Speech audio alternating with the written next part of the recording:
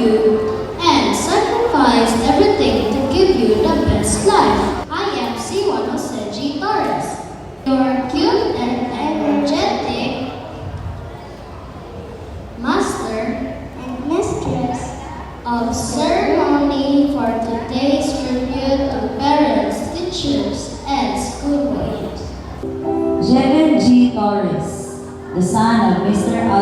Alvin M. Torres and Mrs. Giselle G. Torres.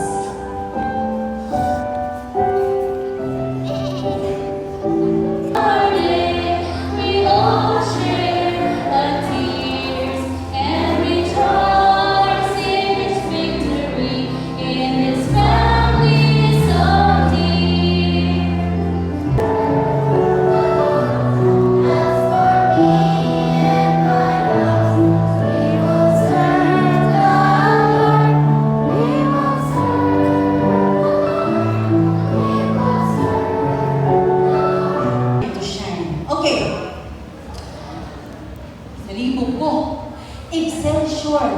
Ako yung research kung saan hindi siya pag-pronounce oy. Ay, kung anday siya. Excelsior 2026. Oh, labis pastor na Excelsior. Wow, kina. Panglalaki to. Pero ang pambabae na pagkabasa is Excelsior 2026. Ang meaning, a continuous, relentless drive toward higher goals, excellence, and improvement. So, dili ay ta, kaya ako gasugod, nagkiwil-kiwil na mo. Diba? Dili ay ta, nga mag-aim lang ta kung ang sa takaroon. Tinahangnan, mo-aim ta higher than, upward, tulbong gid ba? Wala itong airplane na wala? Anak, aron nga, mahit na to atong kaugmaon. Kamu kamo mga bata mo. Kanang inyong edad ba, paanak pa, kami paanak nami. So, kinahanglan din nga mo ay mo o, hay mga bata. So, lami tayo ang inyong class name. So, ayaw din na inyong linting. Then, ang philosophy is pinakapansada. The path upward is rarely small. Obstacles, setbacks, and failures are inevitable. So, ang pag-intay na ito puno og high, dili small. Dili hayahay. Busa, ang ato puno na yung pag-aim og high, along the way, daghan o obstacles, daghan o barriers, kung sa pag-yun, daghan o setbacks and failures. So, mo ni karon ang target. Kinahanglan yun nga atong mama o papa, atong pasalamatan tungod kay kung wala sila, walay mo guide sa inyo to aim high. Nasabtan? Kung wala ang atong mama o papa, bisan kung saan pa ninyo hunahuna, nga mo target mo og moon, mo target mo og bulan, para dito mo sa'yo, dili yun mo makaya kung wala mo yung mama at papa. That is why, naata karon to contribute ato silang pasalamatan. Kay sila ang mag-guide sa inyo sila ang mag-provide, nga ang inyong gihandog, nga higher as you can, inyong makuha, mga bata, tungod kay naamoy parents nga mag-guide sa inyo Okay, grounded in the Bible. Dili lang ka mag-istorya din nga, istorya lang ta. It is grounded by the Bible. So, ang atong text for this afternoon is found in Exodus 20:12. It says, honor your father and your mother, so that you may live long in the land the Lord your God is giving you. So, kinahanglan yun nga mo tahod gideta sa atong mama at papa. Nga naman, ang pagtawad sa atong ginikanan, ang pagtawad sa atong mama o papa, makapataas sa atong kinabuhi. Toong mana, nga kung mutawad ay kumuta sa atong mama o papa, mga anak, dugay ta mamatay. Insay gusto dugay mamatay? Dugay. Dugay mo. Gusto mo dugay mamatay? So, sa buhaton, muunor na sa atong mama o papa, sikrito. Muunor din na atong himuon. Kung gusto ka nga dugay ka term sa mga bayot-bayot yatap, kung dugay, gusto mo ka nga dugay mayatap, mutawag ka sa atong mama o papa. Sikrito. It is grounded in the Bible. Dili na sa istorya-istorya, tinuod kay si Jesus ginagnan-ingon anak ka. Nga pumutawag ka sa atong mama at papa, dugay ka mamatay, ngano ka ha? Ha? Okay, dapat ito rin. Ang pagtawag sa atong mama at papa, mao din siya sagrado nga kamo. Sagrado nga katungdanan ug balaod gikan sa Ginoo. Kay Ginoo man ganito, honor your father and your mother. Naabaya na sa Ten Commandments. Diba? Exodus 20:12. Naano siya, naapil niya siya sa Ten Commandments. So, kung mutaho na ipuno ta sa atong mama papa, dugay ka mamatay, o pinipot siya na sugo, sagrado, holy. Dahil giningon pagidini, ang pagtawad sa atong ginikanan, mao ni ang pag-ila sa atong relasyon dito ngadto sa atong Ginoo. Nga naman, kay buot pa sa ana, kung unsa ka ka-close sa imong mama papa, maupod ka ka-close ni Jesus.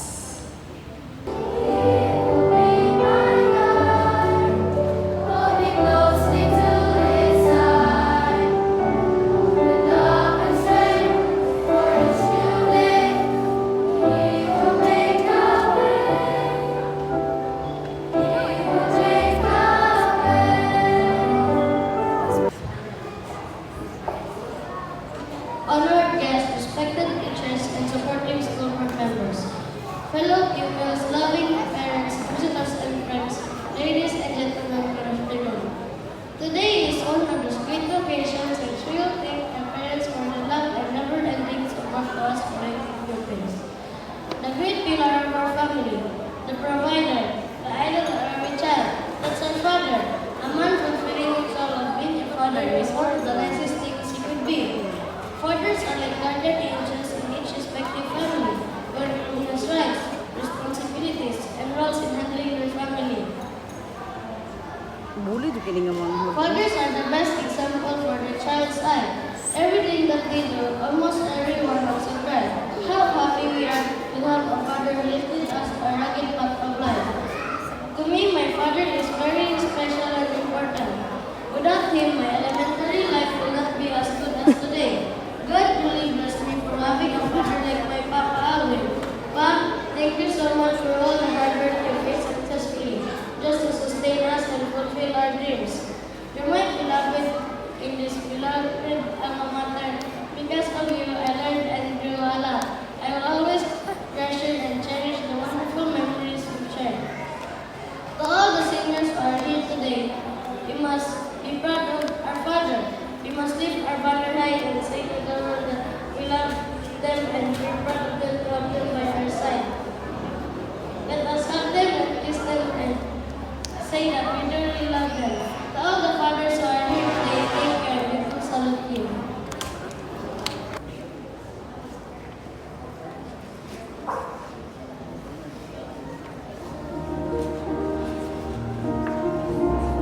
Tawag ko na piwan.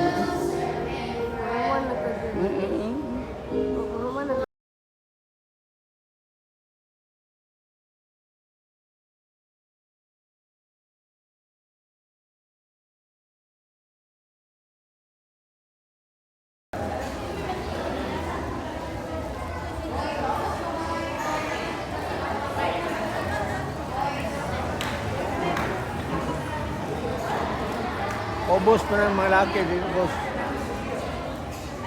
Ay, bata.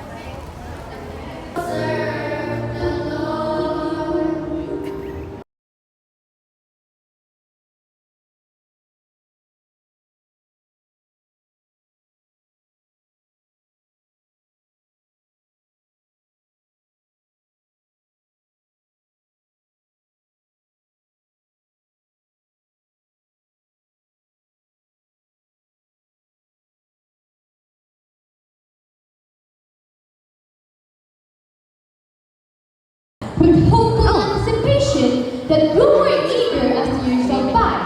And now, finally, the dream come true.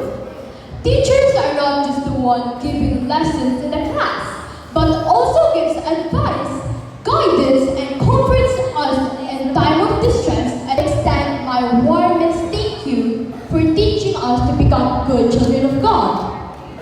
Thank you for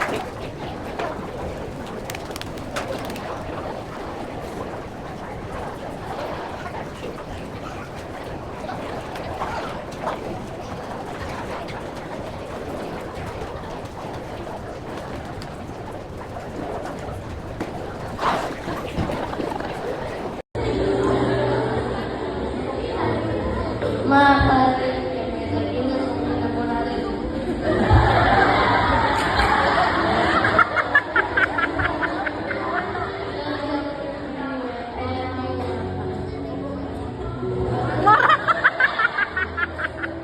Mura to? Bitaw ay, ngayon nagindi siya, mature naman hindi siya. Ngayon, inaani lang siya pero dito sa balay, showy kay lang siya, caring and loving. Pero maula man siya diri, oy. Abi na kong dili. Pero always lang tong kanan. Imuha mga dreams, kabalungit ka. Padayon lang ka, narami ni Papa for me mag-support sa inyo. O, ambot yun permit sa Ginoo. Dahil sa among ginistorya, ikaw lalaki man jud ka. Pag magpabadlong, bisan pag minyo na bunalan, yun gihapon, no? Kabalo na kita sila, o mo na po to, akong bala na po na ko istorya, kaya iyak yung gituklod, karon di na ko siya pahawaon ko di siya istorya. Ikaw na sir, nakasabot ko, mag-uusap ko ng pagkapapa. Ako lang ipabilin mo, padalong Diyos sa imong panglantaw sa unahan. Ayaw pang halap-halap, patinawa ko imong patalitaw, na makapot ni mo ang imong damgo. Bisan pa man sa kalisod, kawalan-on, o mga pagsulay sa kinabuhi, apan padayong Diyos, kaya makapot ang imong damgo, alang sa imong kalapusan. Salamat dito. O, mora ito mga kaisunan. Salamat. Friends, good afternoon, grade 6.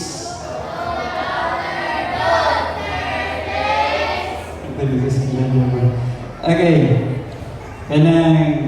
okay, kung ako na lang condition ng time sa parents, wala ko kabalo kung sa kay sumbong ani mga bata sa inyuha sa balay. Busa karon nga hapon, nangayo itong sincero nga apology. Sorry good kaayo sa inyuha kung naamang ko'y sobra nga nabuhat sa mga bata. Kung nasobrahan ba kung pangasaba or wala man sad siguro sa physical, no? Wala pa ba ko'y nasumbagan sa inyo, ha? Man sad. Okay, kung unsa mang ilang nasumbong sa inyo, ha? Sorry good kaayo parents. O sa inyo ha po mga kabataan. Kanang sorry kayo kung stricto ra kay si teacher. Stricto ra ba kay si teacher? Dili man. Ay, salamat na kayo magbilimay. Okay, basta kay ayaw lang ninyo kalimti kung saan i-advise ni teacher kay gibuhat ra man to ni teacher para sa inyo, ha. Parents, dako kay ko or proud kay ko sa kaninga batch kay morning gihimuan ako sila o unsay tawag ini class name nila nga Excelsior 2026 kay ako silang gi-observe pag start sa klase until mo graduate sila. Proud kay ta mga parents ug ako po proud kay ko nga isip ko sa kamatutudlo nila kay dako yun kaayo o kausaban ang mga bata. Dako yun kaayo o kana na-enhance yun sila kung asa sila mag-enhance. Ang uban nag-bright sa math, ang uban right sa Pilipino. Atong i-congrats day si Garcia kay na-perfect niya ang iyang Pilipino sa achievement test. Kaya mo maganda ang isod sa ilaha, ang ilahang Pilipino. So, naisa na naka-perfect. Dayon, ayun ang yung kalinti mga bata. Ang isa yun sa akong gina-advise sa inyo ha, nga kung mag-take ganit ang quiz or exam, ayaw yun kalipay nga nipasar ka nga wala ka nag-study. Kaya kabalo na mo, mura ng isa sa trap ni Satan nga makakuha mo confidence sa inyong self nga even though wala mo nag-study, mo pasaragod mo. No. Dili yun ingana. Sa inyong philosophy, gilingon diri nga walay easy pa. Kinahanglan yun ta maningkamot kay aron makuha nato ato ang goal. Okay, na ako ihatag sa inyo ha, nga remembrance po na ako sa inyo. Okay, hasta ning card, inyohan siyang i-treasure unta. Ayun yung ilabay niya. Okay, Sarah, this is for you.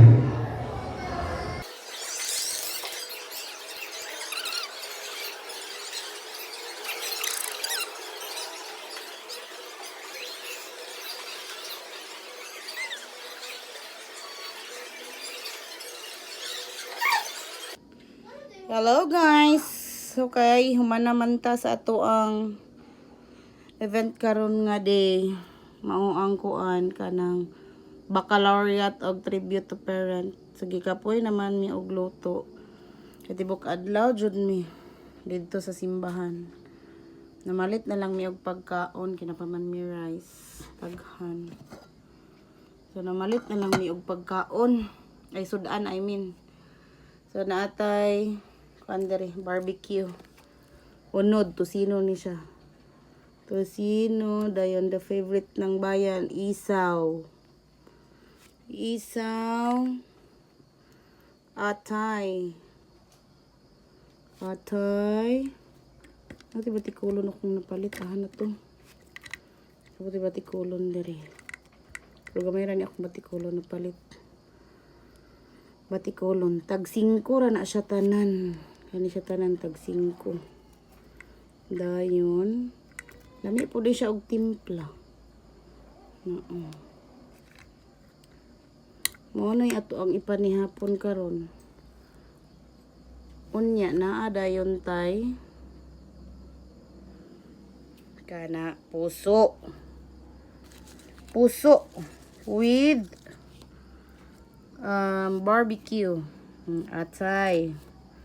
Dayon tosino and isaw. Wala ko napalit og tiil kay kapoy hukbit sa tiil. Na dayon puso. Ito na yung butang ba.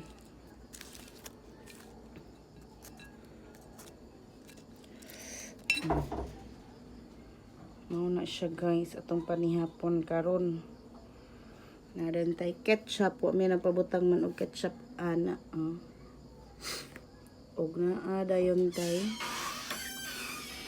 tuyo with sinamak. Tuyo, sinamak, lemon and sili.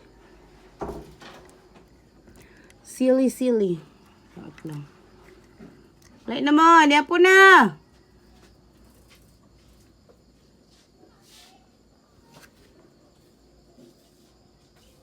May kangat tayo.